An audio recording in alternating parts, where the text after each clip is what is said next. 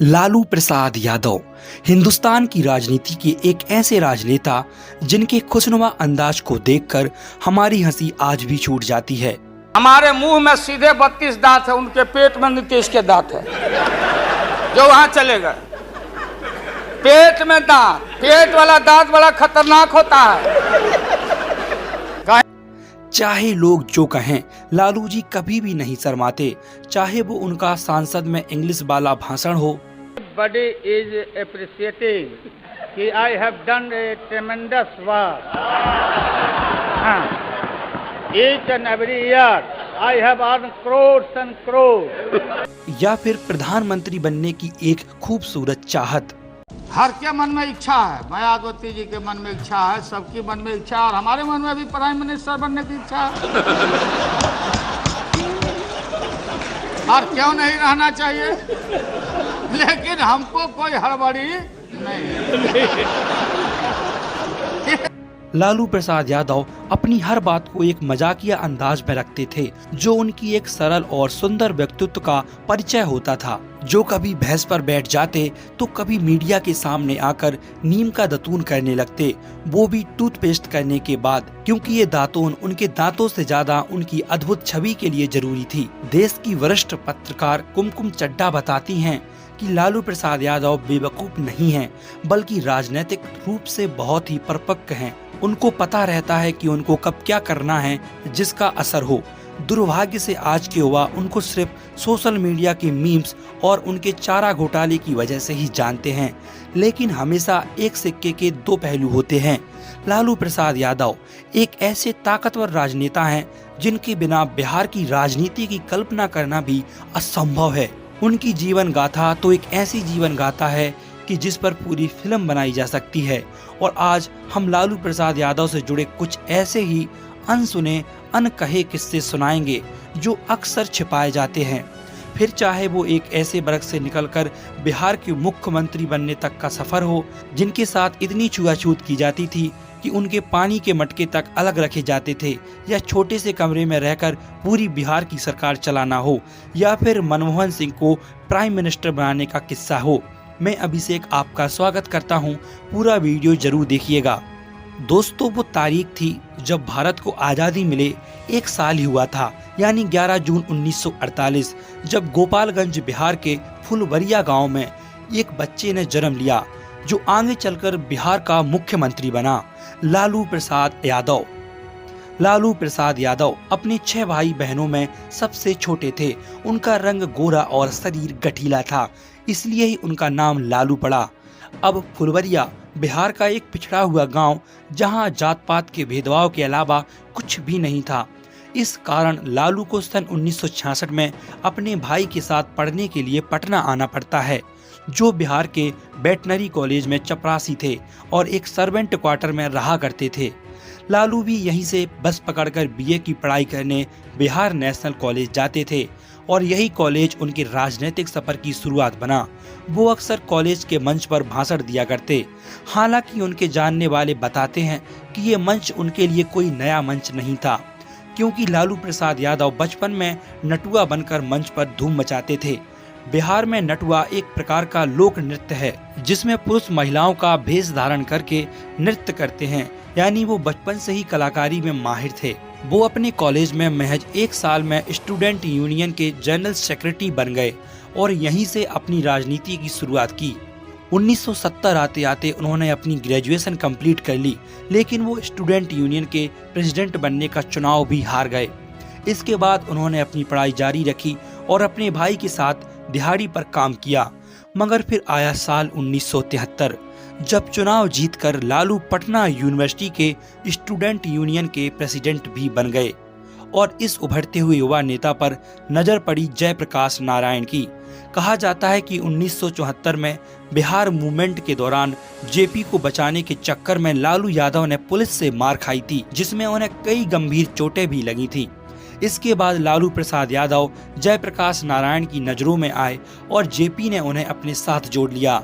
और ये वही समय था जब देश में इमरजेंसी जैसी बड़ी घटना घटने वाली थी, जिस घटना में देश के बड़े बड़े नेता गिरफ्तार कर लिए गए और बिहार में पुलिस इस छात्र नेता को भी गिरफ्तार करना चाहती थी।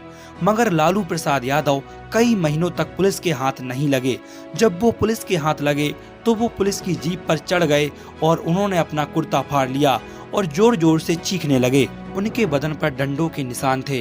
कहा जाता है कि वो लालू प्रसाद यादव के पॉलिटिकल करियर का टर्निंग पॉइंट था, क्योंकि इमरजेंसी घटने के बाद 1977 में जनता पार्टी ने उन्हें छपरा से टिकट दे दिया और भारी मतों से लालू प्रसाद यादव सबसे कम उम्र महज 29 साल में एमपी बन गए। मगर सन 1980 आते आते जनता पार्टी की सरकार गिर गई और लालू प्रसाद भी चुनाव हार गए, मगर वो विधानसभा चुनाव जीतकर विधायक बन गए। इसी तरह अगले 10 सालों तक लालू प्रसाद का कद पार्टी में बढ़ता रहा। फिर आया साल 1990, जिस समय बिहार की राजनीति में उथल पुथल मची हुई थी। जनता दल के भीतर गहमा गहमी तेज थी और मुख्यमंत्री पद के लिए कई दिग्गज लाइन में लगे हुए थे। तब बीपी सिंह की नजर एक ऐसे नेता पर पड़ी जो जनता के बीच जमीनी स्तर से जुड़ा था, जिसकी छवि गरीबों के मसीहा के तौर पर बन रही थी, और वे थे लालू प्रसाद यादव। जनता दल की बैठक को बुलाया गया और जिसमें 3 नाम सबसे आगे रहे, राम सुंदर दास, जगन्नाथ मिश्रा और लालू यादव। लेकिन लालू यादव की भाषण देने की कला और जनता से कनेक्ट करने की क्षमता ऐसी थी कि जब उन्होंने माइक संभाला तो पूरा हॉल तालियों से गूंज उठा। स्थगित करके वो दिल्ली वापस चले जाएं। देश हित में अगर इंसान ही नहीं रहेगा, इंसान नहीं रहेगा, तो मंदिर में घंटी कौन बजाएगा या कौन बजाएगा? जब इंसानियत पर खतरा हो, इंसान नहीं रहेगा तो मस्जिद में इबादत कौन देने जाएगा? नतीजा ये हुआ कि 5 मार्च 1990 को लालू प्रसाद यादव बिहार के मुख्यमंत्री पद की शपथ ले लेते हैं। एक ऐसा नेता मुख्यमंत्री बनता है जिसकी जड़ें सीधी मिट्टी से जुड़ी थी। जो भैंस पालता था, जो चपरासी की नौकरी करता था, वही शख्स बिहार की कुर्सी पर बैठ चुका था। अब मैं आपको लालू प्रसाद यादव के मुख्यमंत्री बनने के बाद के कुछ ऐसे ही बड़े मजेदार किस्से सुनाता हूँ। लालू प्रसाद यादव एक बार बिना किसी राजनीतिक शोर शराबे, बिना किसी लश्कर लिए सीधे अपने गांव पहुंच गए।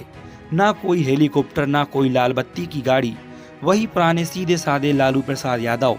यही नहीं, वहां जाकर वो सीधे एक भैंस पर जाकर बैठे और सीधे अपने घर गए। वहां उनकी माँ खाना बना रही उनका इंतजार कर रही थी। लालू उस वर्ग से थे जिसे उस दौर में अछूत माना जाता था। उनके लिए कुएं अलग होते थे, हैंडपंप भी अलग होते थे और समाज में सही से नहीं देखा जाता था। वो अपनी माँ को बताना चाहते थे कि अगर कोई इंसान ठान ले तो वो कुछ भी कर सकता है, उसकी जात पात उसे नहीं रोक सकती। उनकी माँ को तो ये भी नहीं मालूम था कि मुख्यमंत्री क्या होता है, इसलिए उन्होंने अपनी माँ से कहा, माँ मैं हथुआ का राजा बन चुका हूँ। दरअसल हथुआ उनके घर के पास की तहसील है और उनकी माँ इतने में ही खुश थी। उनके लिए उनके बेटे का हथुआ का राजा बन जाना ही उनकी दुनिया की सबसे बड़ी खुशी थी। जैसे ही उन्होंने अपनी माँ से कहा कि हथुआ का राजा बन गया हूँ, उनकी माँ रोने लगी, जबकि ये पद तो उनकी हैसियत से कई गुना छोटा था। ये किस्सा जानकर आप भी आश्चर्यचकित हो गए होंगे। वरिष्ठ पत्रकार संकर्षण ठाकुर लिखते हैं कि ये गजब बात है कि जब मुख्यमंत्री बन जाने के बाद भी वो अपने भाई के चपरासी वाले घर में ही रहे। हमने उनसे कहा कि इससे कई प्रशासनिक और सुरक्षा की दिक्कतें होंगी। वेटरनरी कॉलेज में पढ़ने वाले छात्रों की जिंदगी मुश्किल में पड़ सकती है, लेकिन हर बार उनका एक ही जवाब मिलता रहा कि हम चीफ मिनिस्टर हैं, हम सब जानते हैं, जैसा हम कहते हैं वैसा कीजिए। और शायद यही बात उनके इतने प्रसिद्ध होने का कारण थी। वो अपने भाषणों में हिंदी के साथ साथ भोजपुरी भी बोलते थे। लोग उनकी इसी कला के दीवाने थे। हाँ, बोला कि हम स्मार्ट सिटी बनाएंगे।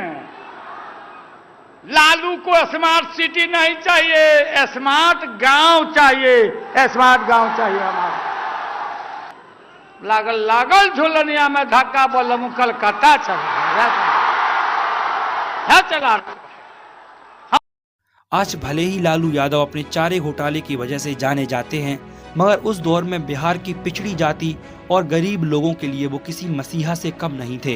शंकरसन ठाकुर लालू यादव की जीवनी में लिखते हैं कि वो पटना की सड़कों पर हाथ में मेगाफोन लिए खुद ट्रैफिक कंट्रोल करने लगते थे। सरकारी दफ्तरों और पुलिस थानों का अचानक दौरा कर गलती करने वाले अधिकारियों को वहां पर सजा दिलवाते थे और पटना मेडिकल कॉलेज में खुद खड़े होकर इमरजेंसी वार्ड में मरीजों के साथ आने वाले लोगों के लिए रैन बसेरा बनवाते थे। इनके किस्से इतने ही नहीं हैं, वो कभी भी खेत में हेलीकॉप्टर उतरवा देते और लोगों को अपने उड़न खटोले में चक्कर लगवाते। अपनी कारों के काफिलों को सड़क किनारे खड़ा कर वहां घूम रहे बच्चों को टॉफी बांटते थे और कभी कभी तो गांव के गरीब किसान के घर पहुंचकर खाना खाने की फरमाइश करते। उनके बच्चों के साथ गाना गाते और मर्दों से पूछते, खैनी है तुम्हारे पास। लालू प्रसाद यादव ने पहली बार जूता तब पहना जब उन्होंने पहली बार एनसीसी की सदस्यता ली। कई सालों तक उन्होंने जूते नहीं पहने, इसलिए उनकी उंगलियों के बीच खासा गैप हो चुका था।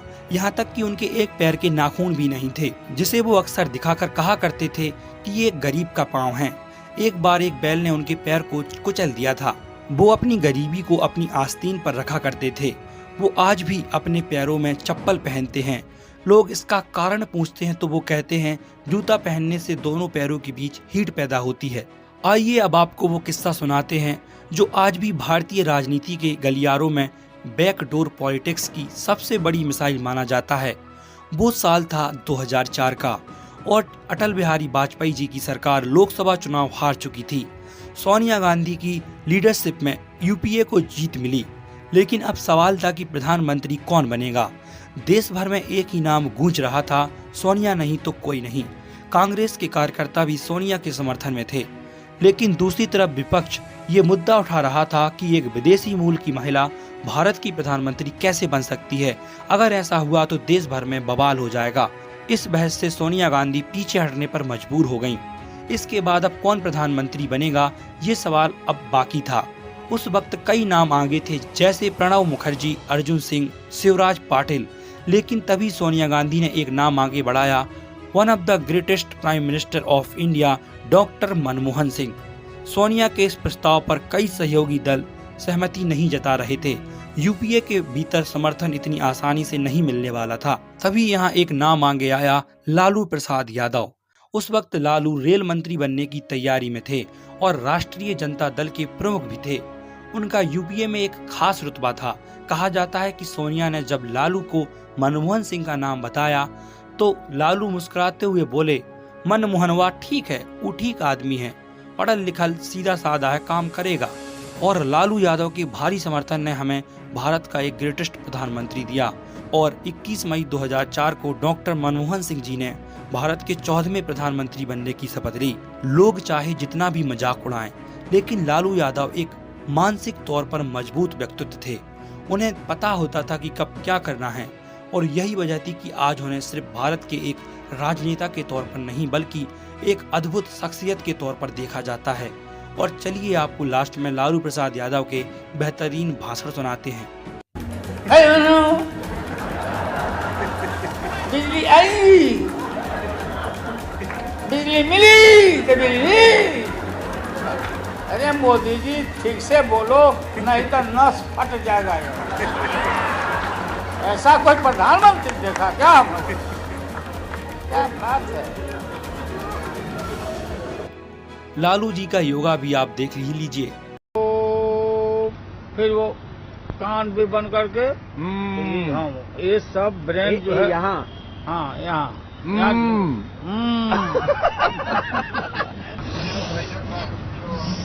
आपका तो फूक बहुत जोरदार है ना, उसमें तो अच्छे अच्छे को उड़ा देते हैं। अनुलोम विलोम ऐसे करो ना, ये वाला नहीं, ये अभी तो सिखाया तो भूल गए, ये वाला। फिर बाएं को बंद करो। तो दोस्तों, आपको लालू प्रसाद यादव जी की ये अद्भुत कहानी कैसी लगी, जरा एक बार कमेंट कर बताइए। और क्या लालू प्रसाद यादव जी प्रधानमंत्री बनने के योग्य थे? हमें आप जरूर बताइए। धन्यवाद।